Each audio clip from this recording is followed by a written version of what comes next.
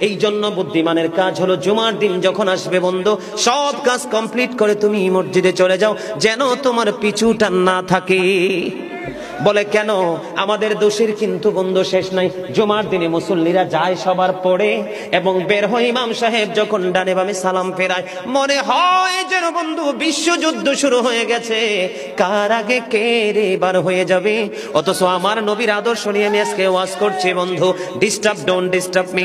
তোমরা আমি বললে আওয়াজ দিবে, নয় তো চুপ করে আলোচনা শুনবে, কারণ আজকের সময় অত্যন্ত গুরুত্বপূর্ণ। কারণ আমি যদি 5 মিনিট সময় পাই একটা হাদিস শোনাতে পারবো, হয়তো বা এই একটা হাদিসে আপনাদের কারো না কারো হৃদয়ে ছুঁয়ে যেতে পারে, আর এটাই আপনার জীবনের জন্য হেদায়েতের জন্য যথেষ্ট হতে পারে।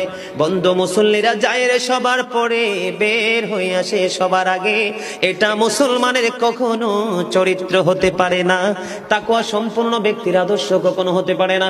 হাদিস শরীফ খুলে দেখি বন্ধু, আমার নবী বলেছেন, রে আমার উম্মত, জুমার দিন সাইয়্যিদুল আইয়াম, সব দিনের চাইতে শ্রেষ্ঠ।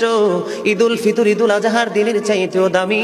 এই জুমার দিনের ফজিলত বরকত নিয়ে আলোচনা করলে বন্ধু রাত একটাই কভার করা যাবে না, এত বরকত এই জুমার দিনের। আমার নবী বলেছে, উম্মতের দল, জুমার দিনে কেউ যদি সবার আগে মসজিদে যায় আর সবার পরে যদি কেউ মসজিদ থেকে বের হয়, আপনি যাবেন সবার আগে, যাওয়ার আগে সুন্দর করে গোসল করবেন, উত্তম জামা নতুন জামা পরবেন, আতর গোলাপ লাগাবেন। আপনি রাস্তা দিয়ে হেঁটে গেলে মানুষ যেন বলতে পারে যে মসজিদের মুসল্লি হেঁটে যায়, আর চারপাশ বন্ধু সুঘ্রাণে মুখরিত হয়ে যাবে।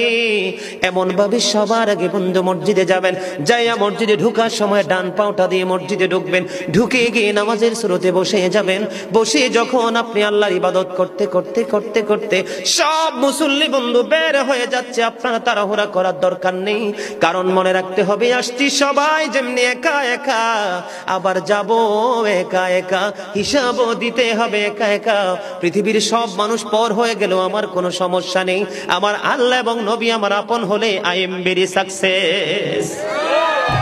আমার নবী বলেছেন, বন্ধুরে 14 গ্রামের মানুষ বিরক্ত হইও না, আমাকে বন্ধু কেউ শত্রু মনে করো না, আমি তোমাদেরকে জাস্ট উপদেশ দিচ্ছি, মানা না মানা তোমাদের ব্যাপার।